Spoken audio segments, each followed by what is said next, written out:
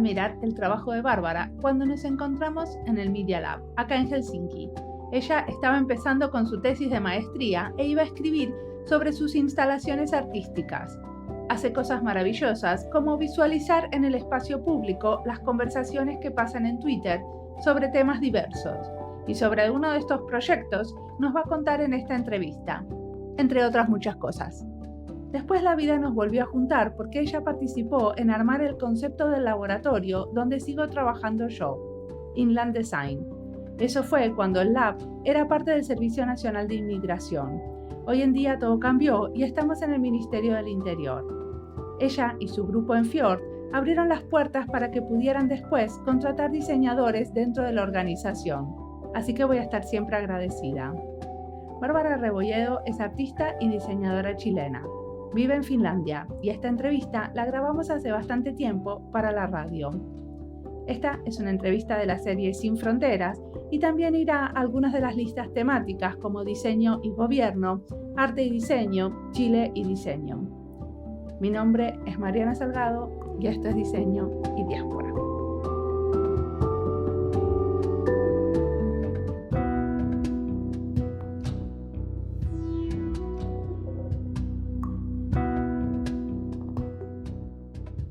Buenos días a todos. Hola, buenos días a todos. Hola, ¿querés, Bárbara, contar quién sos? ¿Cómo llegaste a Finlandia?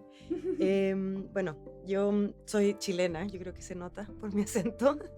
Y bueno, llegué a Finlandia, creo que me confundo un poco, no sé si 6 o 7 años. Me vine acá por amor. Bueno, por amor, como yo creo que casi el 80% de la gente que se viene a Finlandia. Y a estudiar también un máster, entonces era mitad y mitad. Y ahora trabajo como diseñadora, soy design lead en una oficina de servicio de diseños que se llama Fjord, que es parte de Accenture y que tiene oficinas básicamente en todo el mundo. Y antes de venir acá, ¿qué habías estudiado en Chile? ¿Y dónde? Y tengo un súper background súper disperso, porque primero estudié diseño industrial en la Católica del Paraíso, como en el 2000 de hecho. Pero de hecho no terminé, llegué hasta cuarto año y luego no hice la tesis, como que yo tengo un problema que como que me aburro súper fácil de estudiar y me pongo a trabajar. Entonces fue como un problema en mi juventud, pero bueno, ahora no fue un problema. Entonces estudié diseño industrial, luego estudié un año de diseño gráfico, luego estudié cine y estuve haciendo dirección de arte en películas. Estuve trabajando, hice como 4 películas. Por eso yo te vi haciendo unos videos fantásticos. Sí. Esa parte no te la conocía. No.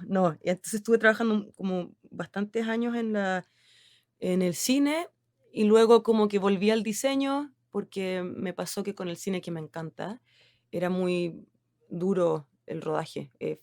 Como que físicamente me desgastó mucho. Entonces luego con una amiga, de hecho, me puse a trabajar con mi hermano, que también es diseñador.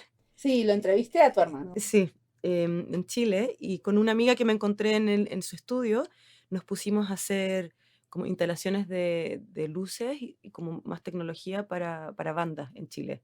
Fue como el 2008. Y empezamos a experimentar como con 3D mapping y no sé, instalaciones con luces y no sé qué, y sensores.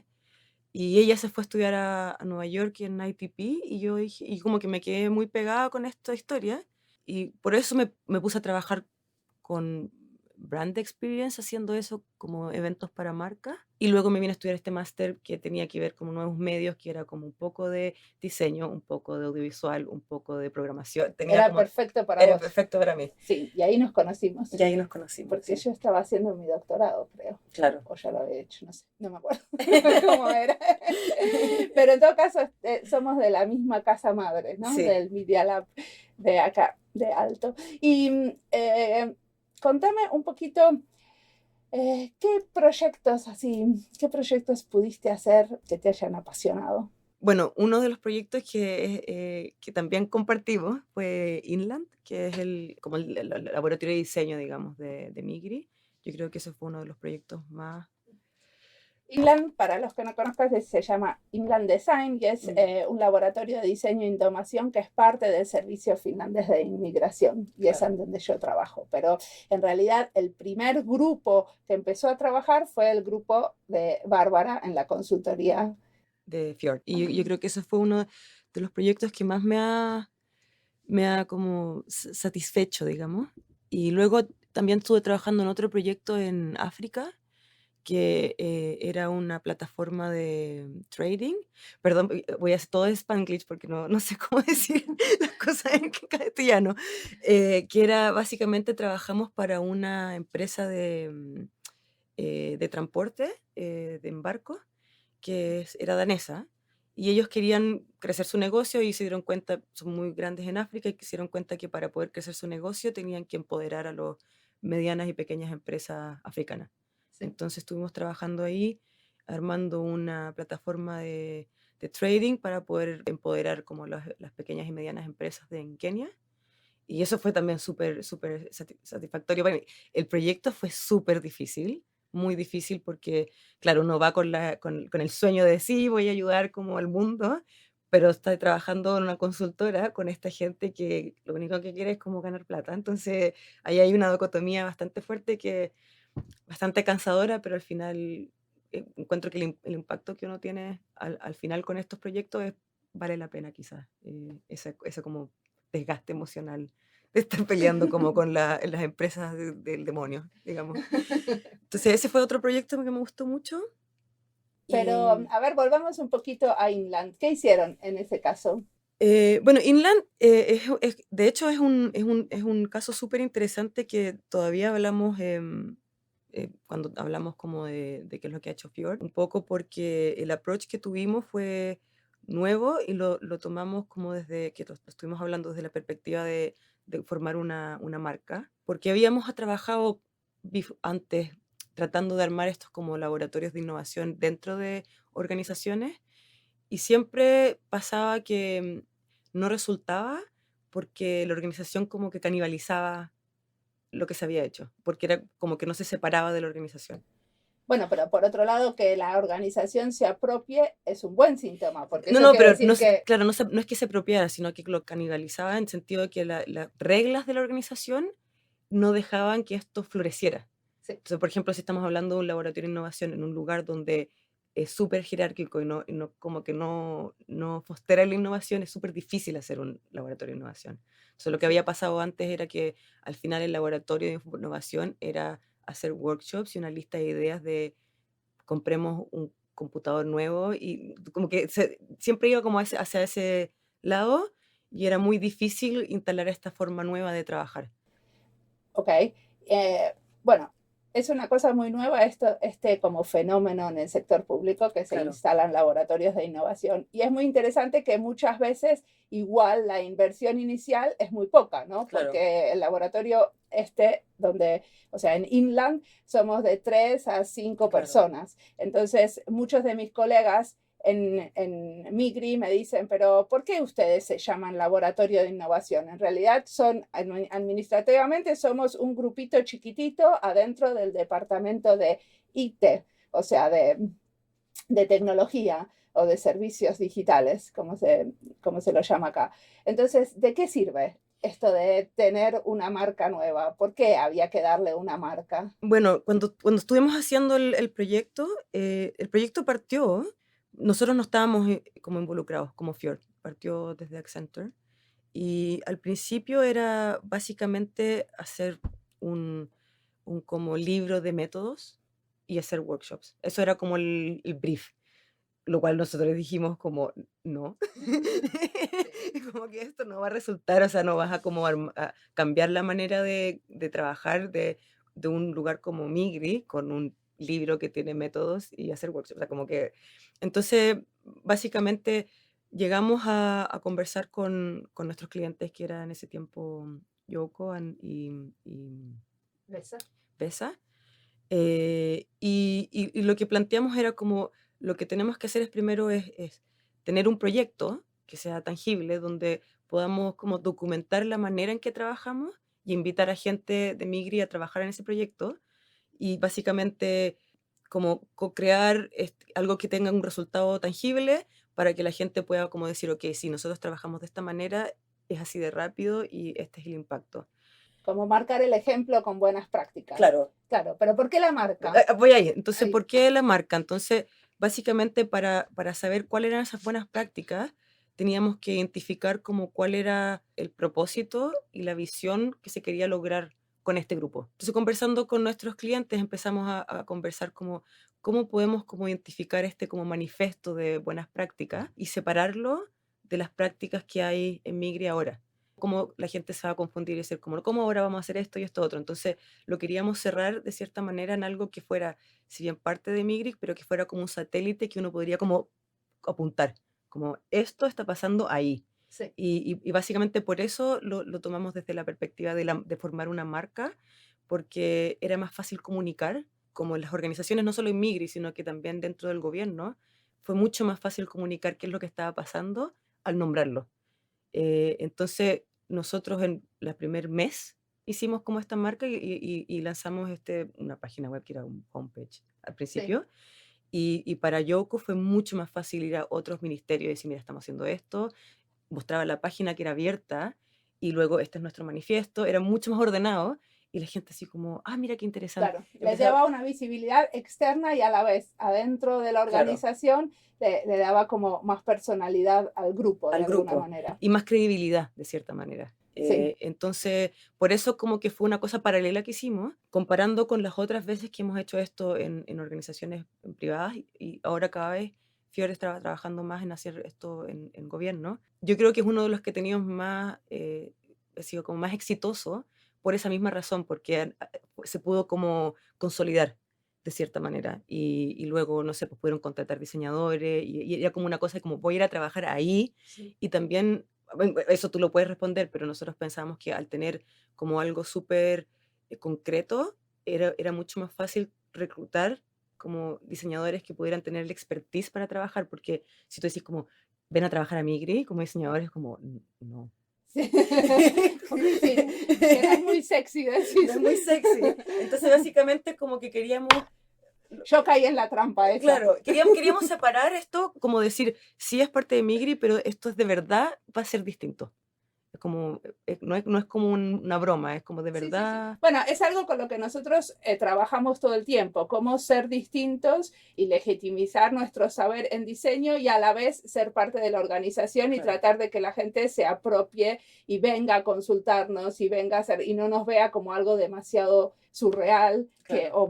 o diseñadores en alguna especie de torre de marfil Claro, que nadie puede acceder, sino que cualquiera pueda venir a trabajar con nosotros. claro. Entonces, bueno, la marca nos puso en una torre, Sí. pero a la vez, bueno, trabajamos todo el tiempo con esa dicotomía, cómo salir de eso y a la vez ser parte de la organización. Y eso encuentro que es súper interesante porque Vinland fue la primera vez que lo hicimos, entonces aprendimos mucho de eso. Yo creo que uno de los aprendizajes más grandes fue dónde está el límite en esa separación, porque claro, si uno separa mucho, luego es ellos, los diseñadores que están allá. Entonces también tiene que ver mucho con este modelo de, o por lo menos lo que estábamos haciendo al principio, era que en cada proyecto uno pudiera tener yo no sé si lo hacen así en Inland, pero un business owner de distintas unidades, Claro. que luego vuelven a su unidad con otra perspectiva de cómo trabajar y es como plantar una semilla.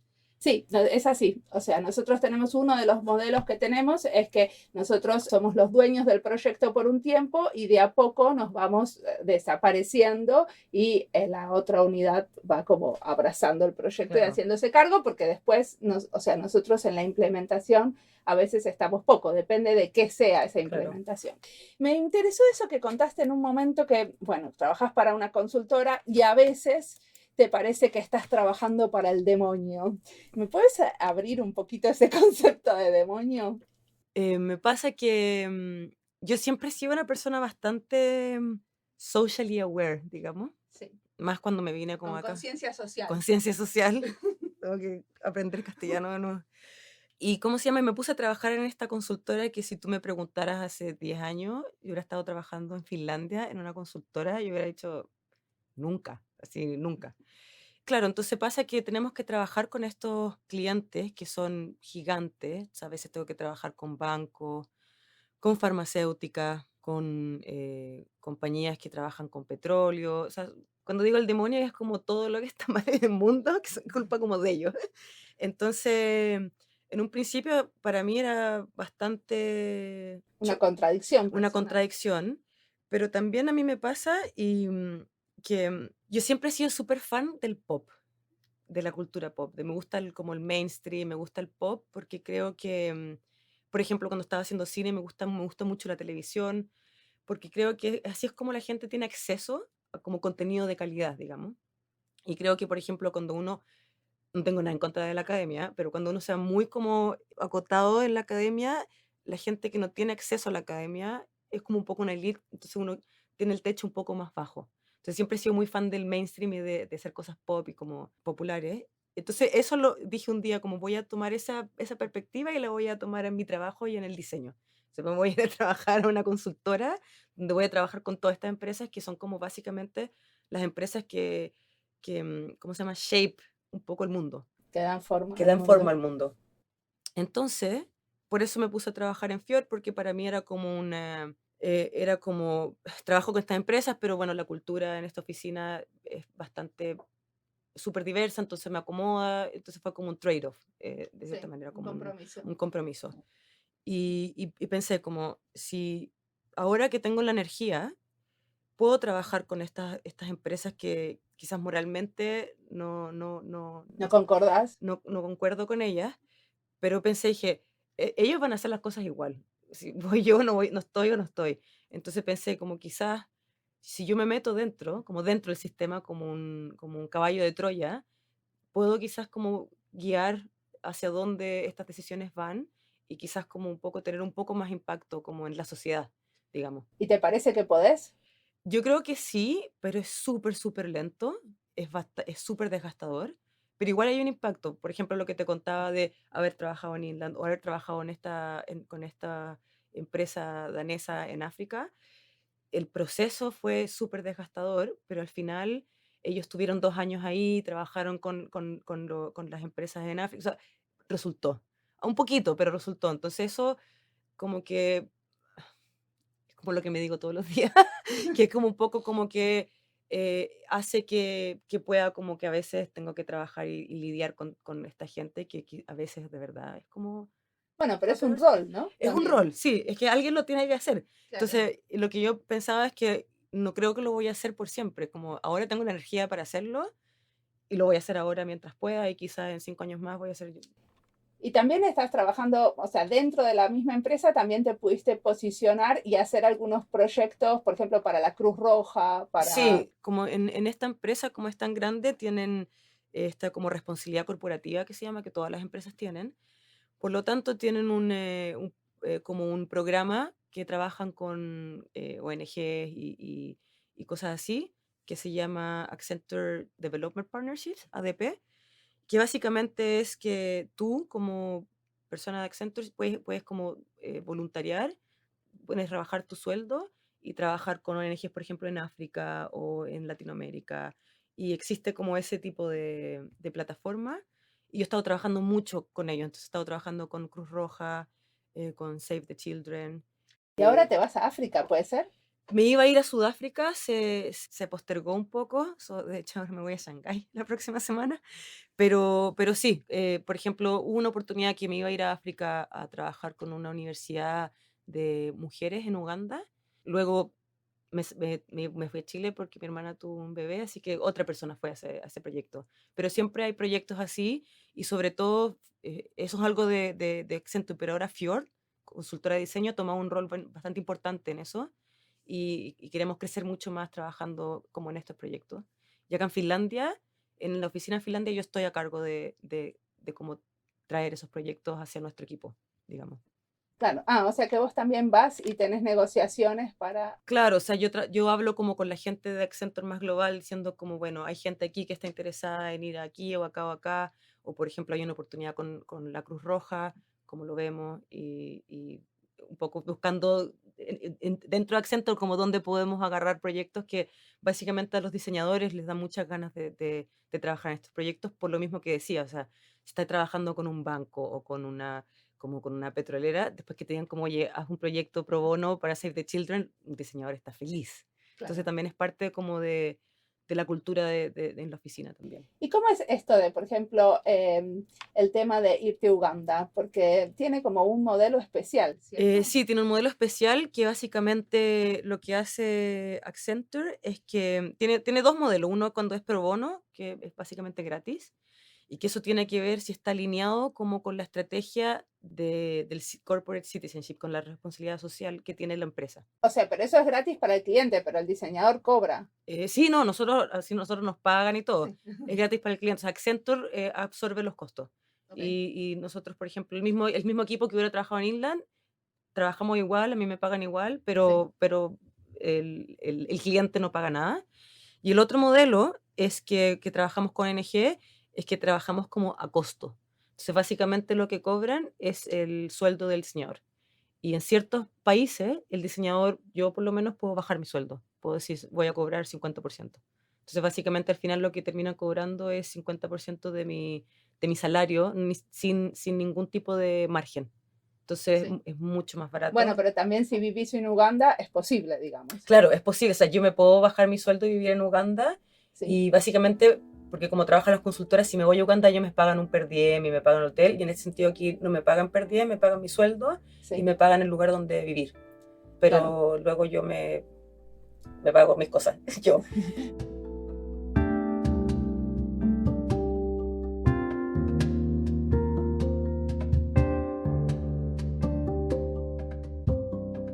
Alguna vez tenemos que hacer un evento con Bárbara y reflexionar sobre Inland Design, nuestro laboratorio. Hubo muchos cambios desde lo que ellos pensaron a lo que terminó pasando. Algunas ideas quedaron solo en ideas porque no fue posible concretarlas. Algunas ideas se concretaron de otra manera a como se lo imaginaron. Y otras cosas trajimos los nuevos diseñadores que tomamos el proyecto. Y pasaron muchos años porque empezamos a trabajar en Inland en el 2017. Y lo importante es que algunas cosas siguen en pie, como nuestra página web. Ahí pueden ver cómo se concretaron y volaron las ideas iniciales. Seguimos documentando en inglés. Confieso que un poco menos que antes, sobre todo porque nuestro trabajo ahora es 100% en finlandés. La escritura en inglés la tengo un poquito atrasadita. Pero escribimos bastante sobre lo que hacemos en finés dentro del blog del ministerio y de otras páginas. Sigamos escuchando a Bárbara, que tiene mucho para contarnos.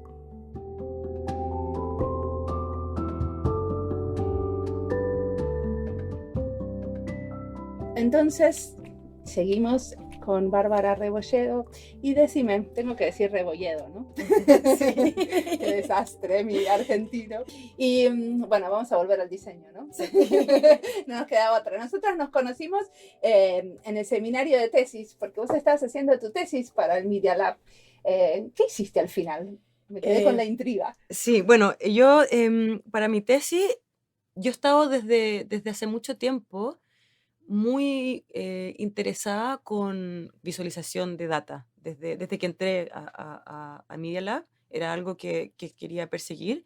Y básicamente estaba muy interesada en cómo los diálogos digitales, como Twitter, y bueno, ahora hay tantos, muchos más como medios, uno no podía como ver el volumen de las conversaciones porque era tan efímero. O sea, Twitter, uno ve y es tan rápido. Y Las cosas pasan. claro, las Sí. cosas pasan. Y en ese momento, cuando yo empecé a estar interesada, pasó en Chile, que fue estas como paros y protestas de los estudiantes. Esto fue cuando yo, antes de venirme de Chile, creo que fue como el 2010, donde hubieron muchas, muchas protestas en Santiago.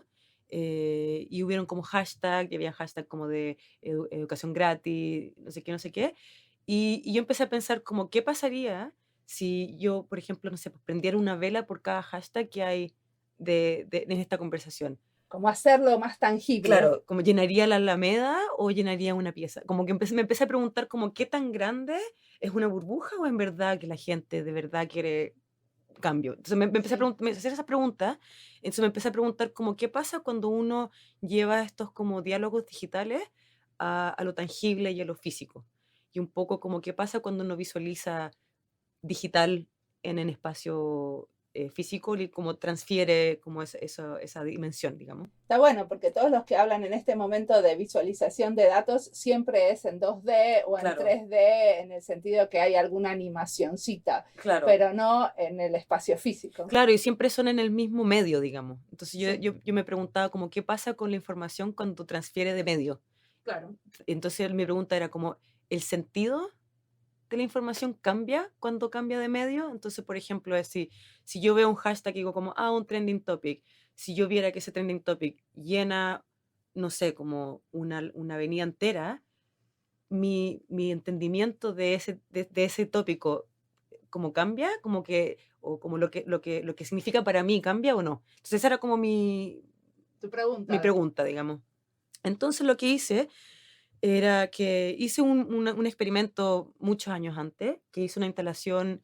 Esto fue justo cuando en Rusia pasó esto de que hubieron muchos como ataques a gente LGTB y hubo como esta ley de que no se podía, como uno no podía estar en la calle, no te podías dar besos porque si no te ibas preso, como que Sí. no se podía ser gay. Bueno, sigue siendo. Sí. Sigue siendo, pero esto es cuando pasó. Sí, Entonces cuando empezó, sí. hubieron muchas protestas en muchos lados, como Pussy Riot estaba como protestando, y en todos lados todos estamos protestando porque era como, ¿qué Sí. onda está pasando acá? Estamos volviendo Estamos volviendo locos, ¿sí? Entonces para como un poco experimentar con esto, hice una instalación que básicamente lo que hice es que tomé un acuario, digamos, con aceite y con un Arduino, conecté un Arduino con un motor, le conecté a un hashtag como homofóbico que mucha gente usa, que es no homo, que es como, por ejemplo, dijo como, oh, me encanta tu polera, amigo, no homo, como no soy cola o algo así. Sí. Entonces puse varios como hashtag like homofóbicos, como fagot, no homo, lo hice en inglés y en español, maricón, no sé qué. Y luego, y le asigné un color. Y luego tomé hashtag como pro LGTB, como matrimonio igualitario, gay marriage, LGTB, y lo puse en otro color. Y estuve por 2 semanas, lo ¿En conecté. 2 acuarios o en No, el el mismo? mismo. En el mismo. Y eran distintos colores. Entonces, básicamente lo que yo quería ver era como qué tercer color pasaba con la interacción de estas dos discusiones, digamos, como cuál ganaba. ¿Había más como discusión homofóbica o más, había algún tipo de equiparación? Entonces, lo que pasó fue que, de hecho, tuve que reducir, porque se me quemó el motor con los hashtags homofóbicos. Lo prendí y fue como, y se quemó porque habían tanto, Sí. que tuve que reducirlo para como de verdad poder probar el experimento, que eso ya era como Sí, ya habla de ya habla de resultado. resultado. Y básicamente lo que pasaba es que era cada vez que había un tweet, soltaba un poquito de color en el aceite. Entonces, poco a poco esos colores se iban mezclando y iban haciendo como un tercer color después de un tiempo. O sea que el hashtag homofóbico terminó saltando menos color, porque si no... No, o sea, yo lo tuve que tuiquear, pero al final Sí. terminó comiéndose el otro color porque era tanto. Entonces, ese fue el primer experimento y para mi tesis yo quería un poco, yo creo que ese fue como mi primer prototipo. Y para mi tesis quería hacer otra instalación, que obvio que no hice porque no tuve tiempo. Entonces al final como que reflexioné un poco en esta instalación que básicamente quería aprender, hice una comparación con eso y después con Black Lives Matter, que en el momento en que escribí mi tesis estaba pasando, y que me di cuenta que, por ejemplo, esa discusión era mucho más fácil de probar porque tenía un hashtag totalmente antagonista, que era All Lives Matter. Entonces tenía 2 hashtags, que era uno como... Entonces era mucho más fácil decir cuál gana, porque lo que me pasó en mi proyecto es que no había como un equivalente, no eran equivalentes las discusiones, como me di cuenta, por ejemplo, que mucha gente habla con términos homofóbicos en conversaciones cotidianas, entonces tiene que ver con el lenguaje. En cambio, cuando uno dice como matrimonio igualitario es porque quiere hablar del matrimonio igualitario. Entonces ya ahí había una separación súper grande. Que una es una discusión como más activista y la otra es una discusión más cotidiana. Claro, entonces, o sea, si bien igual habla de la homofobia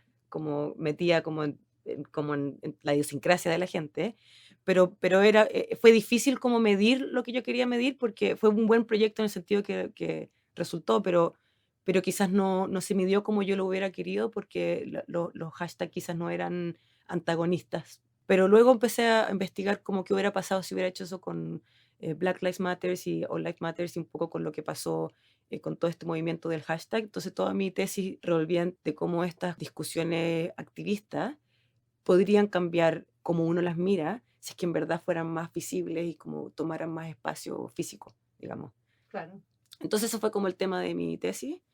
Y Estaría buenísimo que lo puedas seguir, ¿no? Porque es muy sí, interesante. sí, o sea, como que mi sueño es como hacerle esta instalación, porque Black Lives Matter y All Lives Matter todavía es un tema Sí. que sigue, y luego está como Blue Lives Matter, que es como la de los policías, que esto empezó pasando en Estados Unidos, pero ahora pasa en Europa, pasa como en muchos lados, y me encantaría poder hacer una instalación donde de verdad fuera un poco más concreta esa como visualización de estas como discusiones. Bueno, de uno que estaría bueno hacer esa visualización es de la discusión, por lo menos en Argentina, que hay entre aborto legal, que es un hashtag, Claro. obviamente, y el otro que es Provida. En Chile y lo que mismo. encima tienen los colores, ¿no? O sea, tenés el verde y el azul muy claros ahí, porque Claro. unos tienen el pañuelo verde y otros el otro el era azul. pañuelo Y claro, en Chile es lo mismo. Entonces, por ejemplo, eso me encantaría hacer, y yo creo que en algún momento me voy a tomar un tiempo fuera del trabajo porque no creo que lo pueda hacer como Sí. al lado, y quiero como dedicarme a hacer por lo menos una instalación de eso. Claro, en algún espacio público grande, Sí, ¿no? o sea, tiene que ser un espacio público grande porque si no, no tiene sentido. Como la idea es como ponerlo ahí y ver qué es lo que pasa con la gente. Es como qué reacciones como la gente tiene, como de verdad si cambia el sentido de la discusión o Sí. no, digamos. No, y muchas veces al visibilizar qué es lo que pasa en Twitter en el espacio físico, también cambia lo que está pasando en Twitter. Claro, exactamente. Cambia la discusión y guía Sí. la discusión quizás hacia otro lado.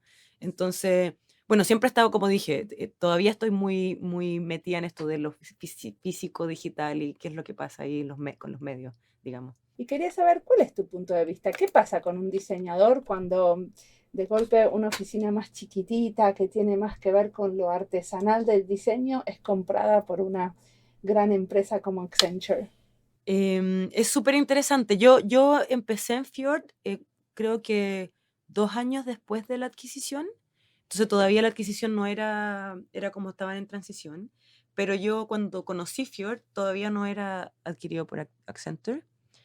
Y yo creo que esta transición se ha demorado, todavía estamos en transición. Podría decir, han sido ya 5 años ya que somos parte de Accenture.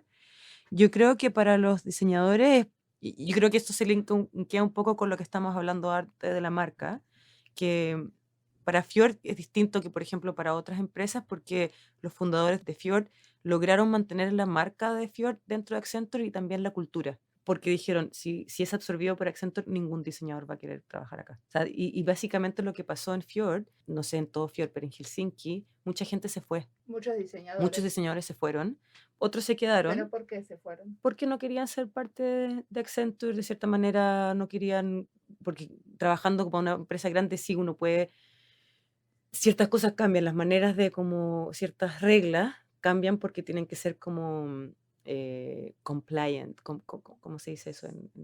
Sí, que tenés que estar como de acuerdo. De acuerdo, como con conseguir la las reglas estrategia de la estrategia de la empresa. Pero lo que pasó con Fjord, y que es súper interesante, que nosotros teníamos una oficina aparte, ahora estamos trabajando juntos en la misma oficina, ha sido súper interesante cómo influenciar la cultura, cómo las dos culturas se influencian la una a la otra.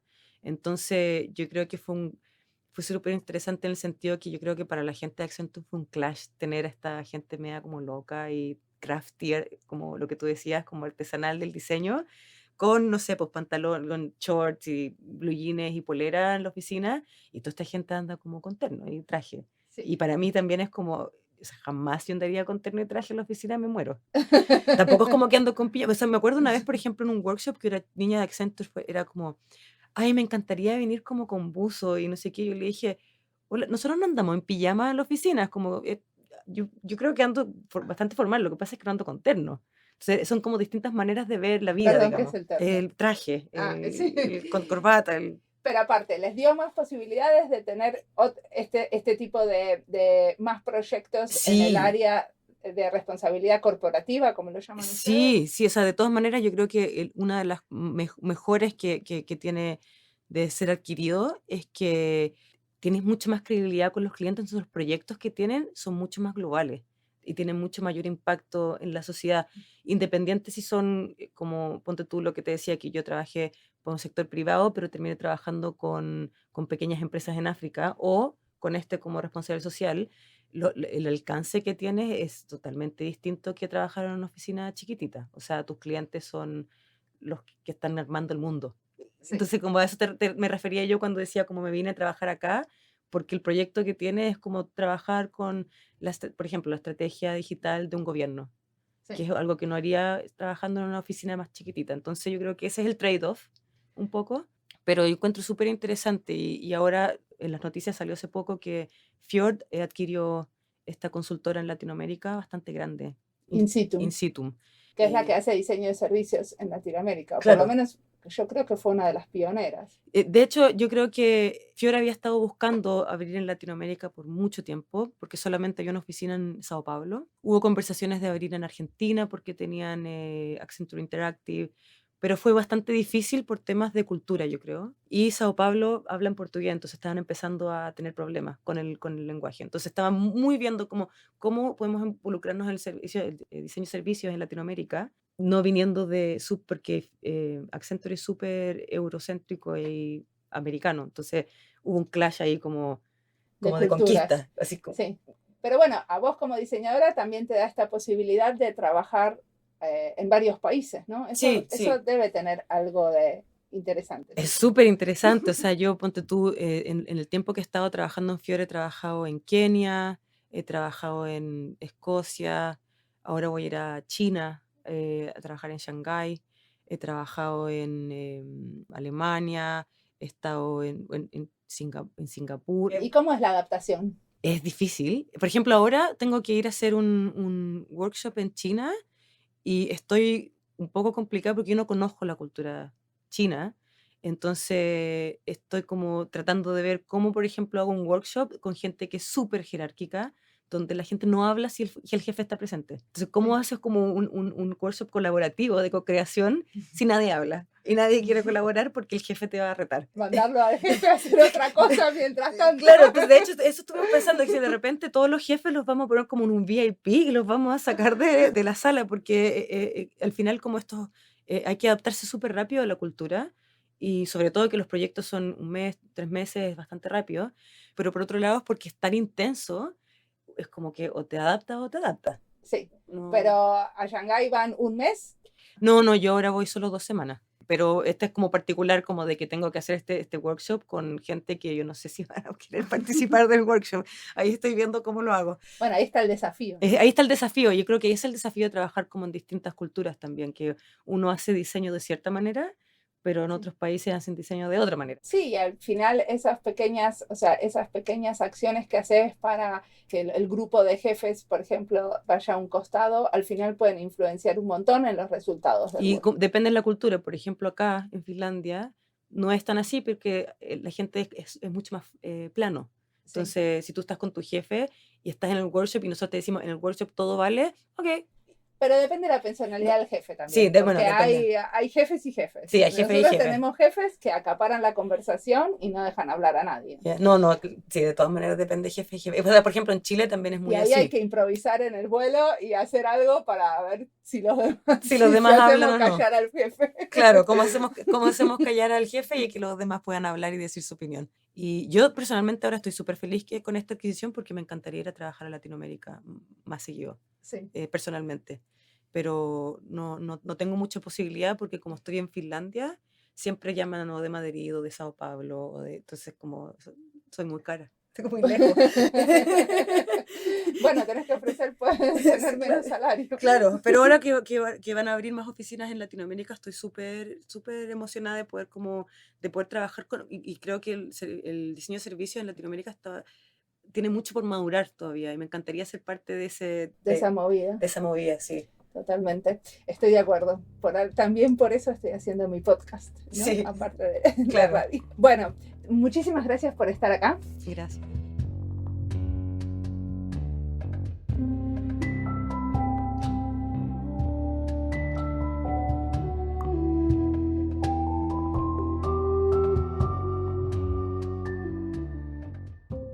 Al final de la entrevista, Bárbara habla de las diferencias culturales. Laura Escudé también nos contaba en su episodio cómo tener en cuenta la cultura de cada país y las diferencias culturales. Para alguien como Bárbara o yo, trabajando desde la diáspora, las diferencias son parte de nuestra vida cotidiana y están presentes todo el tiempo. Incluso si trabajáramos en Chile o en Argentina, seríamos diseñadoras viniendo de otras culturas, porque muchos años en Finlandia nos moldearon, incluso a veces más de lo que uno quisiera o se imagina. Y las culturas no se definen solo por países, sino también por ámbitos de trabajo.